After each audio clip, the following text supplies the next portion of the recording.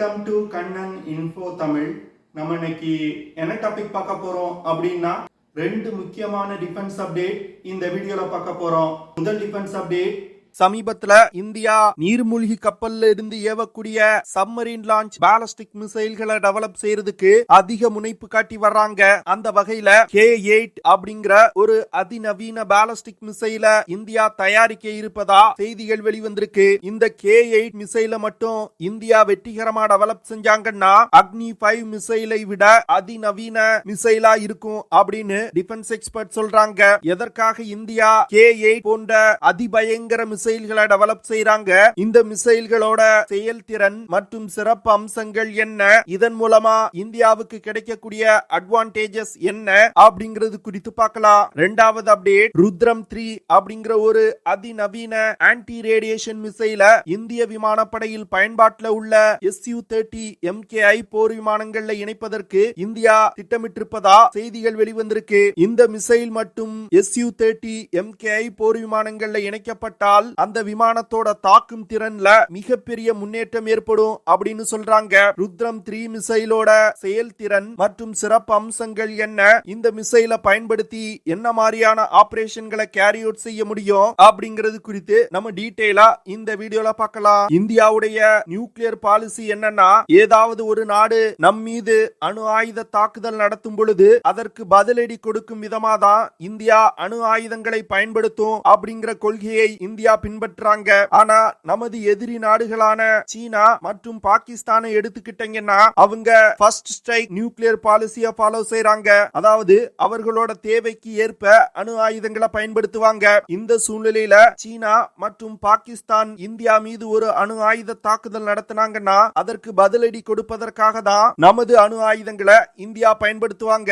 அப்படி இரண்டாவதா பதிலடி கொடுப்பதற்கு அணு ஆயுதங்களை பயன்படுத்தும் பொழுது எதிரிகளுக்கு கொடுக்கக்கூடிய அடி பலமான அடியா இருக்கணும். அதற்கு இந்தியாவுக்கு நியூக்ளியர் ட்ரையட் அப்படிங்கிற ஒரு கேப்பபிலிட்டி தேவைப்படுது. நியூக்ளியர் ட்ரையட் அப்படிங்கிறது தரை, ஆகாயம் மற்றும் கடல்ல இருந்து அணு ஆயுதங்களை பயன்படுத்தி தாக்குதல் நடத்தும் திறனை நியூக்ளியர் ட்ரையட் அப்படின்னு சொல்லுவாங்க. தரையில் இருந்து அணு ஆயுத தாக்குதல் நடத்துவதற்கு இந்தியாவிடம் Agni-V மிசைல்கள் இருக்கு. அதுவே வானில் இருந்து அணு ஆயுத தாக்குதல் நடத்துவதற்கு ஜாகுவார் விமானங்களை இந்தியாவின் ஸ்ட்ராட்டஜிக் ஃபோர்ஸ் கமாண்ட் பயன்படுத்துவாங்க. நீரில் இருந்து அணு ஆயுத தாக்குதல் நடத்துவதற்கு submarine-launched ballistic மிசைல்களை இந்தியா பயன்படுத்துவாங்க.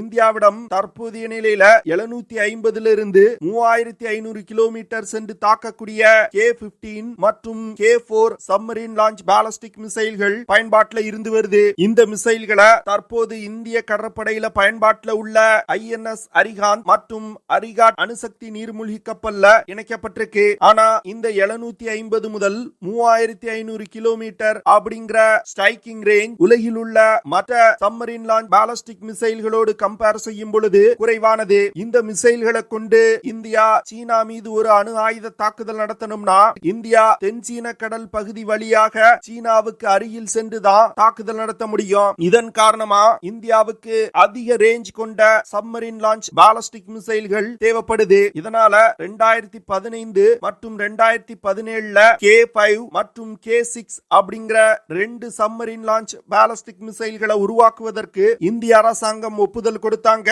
இதுல K-5 சப்மரீன் லான்ச் பாலிஸ்டிக் மிசைல்கள்னால 5000 கிலோமீட்டர் தூரத்துல உள்ள இலக்குகளை தாக்க முடியும். அதுவே K-6 சப்மரீன் லான்ச் பாலிஸ்டிக் மிசைல்னால 6000 கிலோமீட்டர் தூரத்துல உள்ள இலக்குகளை தாக்க முடியும். இந்த K-6 சப்மரீன் லான்ச் பாலிஸ்டிக் மிசைல்கள்ல MIRV அப்படிங்கிற multiple independently targetable reentry vehicle தொழில்நுட்பமும் பயன்படுத்தப்பட உள்ளது. அதாவது ஒரே மிசைல் ஒன்றுக்கும் அதிகமான வார்ஹெட்டுகளை சுமந்து சென்று தாக்குதல் நடத்துவதற்கு பயன்படுத்தக்கூடியதுதான் இந்த MIRV வார்ஹெட் தொழில்நுட்பம். இந்த தொழில்நுட்பம் இந்தியா தற்போது டெவலப் செஞ்சிருக்க Agni-V மிசைல்ல வெற்றிகரமா சோதனை செஞ்சிருக்காங்க.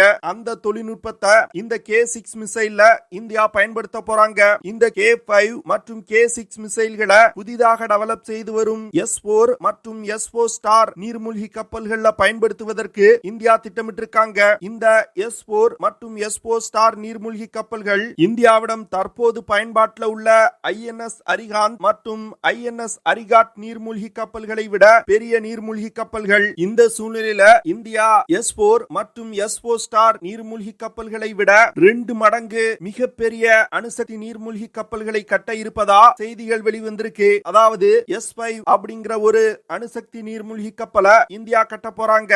இந்த விஷயம் வெளிவந்தவுடன் இந்த S5 நீர்மூழ்கி கப்பல்கள்ல பயன்படுத்துவதற்கு K-8 அப்படிங்கிற ஒரு அதிபயங்கர சப்மரீன் லான்ச் பாலிஸ்டிக் மிசைல இந்தியா டெவலப் செய்து வருவதா செய்திகள் வெளிவந்திருக்கு. அதாவது இந்த K-8 சப்மரீன் லான்ச் பாலிஸ்டிக் மிசைல்கள் தற்போது இந்தியா டெவலப் செய்து வரும் K-5 மற்றும் K-6 மிசைல்களை விட 2 மடங்கு அதிக தாக்குதல் வரம்பு கொண்டதா இருக்க போகுது. அதாவது கிட்டத்தட்ட 10,000 கிலோமீட்டருக்கும் அதிகமான தூரத்தில் உள்ள இலக்குகளை இந்த மிசைலை பயன்படுத்தி தாக்க முடியும். தற்போதைய நிலையில இந்தியாவுடைய நியூக்ளியர் ட்ரையட் கேப்பபிலிட்டியில சப்மரீன் லான்ச் பாலிஸ்டிக் மிசைலோட தாக்குதல் தூரம் தான் கொஞ்சம் குறைவா இருக்குது. இப்போ இந்த K-8 சப்மரீன் லான்ச் பாலிஸ்டிக் மிசைல இந்தியா டெவலப் செய்யறதுனால இந்தியாவின் அந்த குறைபாடு நீக்கப்படும். இந்தியா இப்போ அதிகமா சப்மரீன் லான்ச் பாலிஸ்டிக் மிசைல்கள்ல கவனம் செலுத்துவதற்கு முக்கியமான காரணம் என்னன்னா நியூக்ளியர் ட்ரையட் கேப்பபிலிட்டியில ரொம்பவும் முக்கியமானது கடலில் இருந்து அணு ஆயுத தாக்கும் திறன் தான். ஏன்னா கடலில் இருந்து அணு ஆயுத தாக்கும் திறன் ஒரு செகண்ட் ஸ்ட்ரைக் கேப்பபிலிட்டிக்கு மிகவும் முக்கியம். குறிப்பா சொல்லணும்னா சீனா மற்றும் பாகிஸ்தான் இந்தியா Agni-V மிசைல்களை எங்க பதுக்கி வச்சிருக்காங்களோ அந்த இடத்துல தாக்குதல் நடத்தி மிசைல்களை அழிக்கலாம். விமானப்படை தளங்கள் மீது தாக்குதல் நடத்தி விமானத்தை டேக் ஆஃப் செய்ய விடாமல் தடுக்கலாம். ஆனா ஒரு அணுசக்தி நீர்மூழ்கி கப்பல்ல கடலுக்கு அடியில் பதுக்கி வைக்கப்பட்டிருக்க ஒரு சப்மரீன் லான்ச் பாலிஸ்டிக் மிசைல்களை கண்டுபிடிப்பது மிகவும் கடினம். அதனால எதிரி நமது மீது ஒரு அணு ஆயுத தாக்குதல் நடத்தினா சப்மரீன்ல பதுக்கி வச்சிருக்கக்கூடிய சப்மரீன் லான்ச் பாலிஸ்டிக் மிசைல்களை பயன்படுத்தி கண்டிப்பா எதிரிக்கு ஒரு கடுமையான பதிலடியை கொடுக்க முடியும். இதனாலதான் இந்தியா தற்போது சப்மரீன் லான்ச் பாலிஸ்டிக் மிசைல்களை டெவலப் செய்யறதுக்கு அதிக கவனம் செலுத்துறாங்க. இந்த K-8 மிசைல்னால இந்தியாவுடைய அணு ஆயுத தாக்கும் திறன் மிகப்பெரிய அளவுல அதிகரிக்கும். இந்தியாவின் நியூக்ளியர் ட்ரையட் கேப்பபிலிட்டி வலிமையானதா இருக்கும். இதனால எதிரிகள் நமது மீது தாக்குதல் நடத்துவதற்கு யோசனை செய்வாங்க. இந்த விஷயத்தை தான் ஃபியூச்சர்ல இந்தியா செய்ய முயல்றாங்க. அடுத்த அப்டேட், இந்திய விமானப்படையில் பயன்பாட்டில் உள்ள frontline ஃபைட்டர் ஜெட் விமானமான Su-30 MKI போர் விமானத்துல ருத்ரம் 3 அப்படிங்கிற ஒரு அதிநவீன மிசைல இந்தியா இணைக்க போறாங்க. இதற்கான வேலைகளை இந்திய விமானப்படை தொடங்கிட்டதா செய்திகள் வெளிவந்திருக்கு. இந்த ருத்ரம் 3 மிசைல் ஒரு air to ground anti radiation missile. இந்த மிசைல பிரத்யேகமா எதிரிகளோட ரடார் சிஸ்டம், ஏர் டிஃபென்ஸ் சிஸ்டங்கள், கம்யூனிகேஷன் சென்டர்ஸ் போன்றவற்றை தாக்கி அழிப்பதற்கு பயன்படுத்துவாங்க.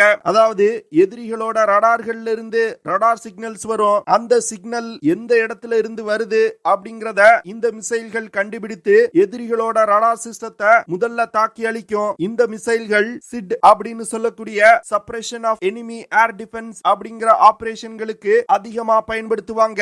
இந்த சிட் ஆபரேஷன் யுத்தத்தோட தொடக்கத்துல செய்யக்கூடிய ஆபரேஷன். அதாவது இரு நாடுகளுக்கும் இடையில் போர் மூழும் பொழுது இரு நாடுகளும் தங்களுடைய ஏர் டிஃபென்ஸ் சிஸ்டங்களை டிப்ளாய் செய்து ரொம்ப அலர்ட்டா இருப்பாங்க. அந்த சூழ்நிலையில ஏர் டிஃபென்ஸ் சிஸ்டம் மற்றும் ரடார்களை தாக்கி அழிக்கணும்னா ருத்ரம் 3 போன்ற ஆன்டி ரேடியேஷன் மிசைல்களை பயன்படுத்துவாங்க. ருத்ரம் 3 ஆன்டி ரேடியேஷன் மிசைல்னால அதிகபட்சமா 550 கிலோமீட்டர் தூரத்துல உள்ள இலக்குகளை மிக துல்லியமா தாக்க முடியும். அது மட்டும் இல்லாம இந்த மிசைல்னால மாக் 5 அப்படிங்கிற வேகத்துல பறந்து சென்று இலக்கை தாக்க முடியும். அதாவது ஒலியின் வேகத்தை விட 5 மடங்கு வேகமா சென்று இலக்கை தாக்கும். ஒலியின் வேகத்தை விட 5 மடங்கு வேகம் அப்படிங்கிறது ஹைப்பர்சானிக் வேகம். இதனால எந்த ஒரு ஏர் டிஃபென்ஸ் சிஸ்டத்தாலும் இந்த மிசைல்களை தடுக்கவே முடியாது. இதன் காரணமாக தான் எதிரிகளோட ஏர் டிஃபென்ஸ் சிஸ்டங்களை தாக்கி அழிப்பதற்கு இந்த மிசைல்களை பயன்படுத்துறாங்க. ருத்ரம் 3 மிசைல்னால 200 கிலோகிராம் எடை கொண்ட வெடிப்பொருட்களை சுமந்து சென்று தாக்குதல் நடத்த முடியும். இந்த மிசைல இலக்கை நோக்கி வழி நடத்துவதற்கு initial navigation system plus passive radar homing system இணைக்கப்பட்டிருக்கு. அடுத்து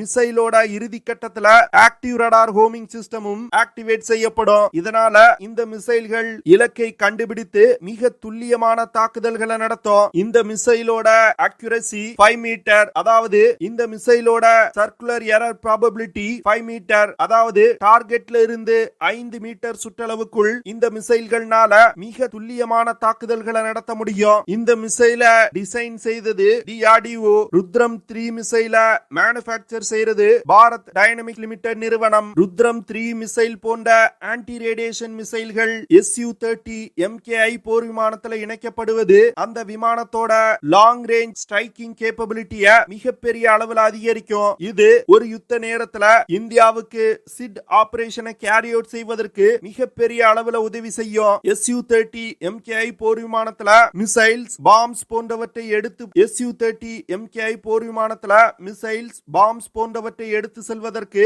பாம் ராக்ஸ் இருக்கு. அந்த ராக்ஸ்ல இந்த ருத்ரம் 3 மிசைலை எடுத்து செல்வதற்கு சில முக்கியமான மாற்றங்களை இந்தியா செய்றாங்க. அது மட்டும் இல்லாம இந்த ருத்ரம் 3 மிசைல்களை இணைப்பதற்கு Su-30 MKI போர் விமானத்துல பயன்படுத்தப்படும் மிஷன் கம்ப்யூட்டர்லையும் சில முக்கியமான மாற்றங்களை செய்றாங்க. ருத்ரம் 3 போன்ற அதிபயங்கர மிசைல் இந்தியாவின் frontline ஃபைட்டர் ஜெட் விமானமான Su-30 MKI போர் விமானத்துல இணைக்கப்படுவது இந்தியாவுடைய தாக்கும் திறனை மிகப்பெரிய அளவில் அதிகரிக்கும். இதனால வரும் காலத்துல சீனா மற்றும் பாகிஸ்தானோடு ஒரு யுத்தம் ஏற்பட்டால் இந்த மிசைல்களை பயன்படுத்தி தான் இந்தியா எதிரிகளோட air defence system, radar system, communication centres போன்றவற்றை தாக்கி அளிப்பாங்க. தற்போதுதான் இந்தியாவை பொறுத்தமட்டில் தற்போதைய நிலையில இந்தியா மற்றும் சீனாவுக்கு இடையே லைன் ஆஃப் ஆக்சுவல் கண்ட்ரோல் பகுதியில இன்னும் ஸ்டாண்ட் ஆஃப் நடந்து வந்துகிட்டு இருக்கு. அதனால தன்னுடைய ஆபரேஷனல் ரெடினஸ் அதிகப்படுத்துவதற்கு இந்திய விமானப்படை தொடர்ந்து பல வேலைகளை செஞ்சு வந்துகிட்டு இருக்காங்க.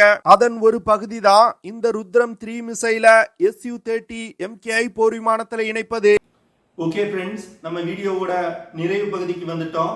இதெல்லாம் தான் நான் உங்ககிட்ட ஷேர் பண்ணணும் அப்படின்னு நினைச்ச விஷயங்கள். ஐ ஹோப் நான் ஷேர் பண்ண விஷயங்கள் உங்களுக்கு பிடிச்சிருக்கும்னு நினைக்கிறேன். அப்படி பிடிச்சிருந்துச்சுன்னா ஷேர் பண்ணுங்க, லைக் பண்ணுங்க, கமெண்ட் பண்ணுங்க. மறக்காம நம்ம சேனலுக்கு சப்ஸ்கிரைப் பண்ணுங்க. See you in the next video.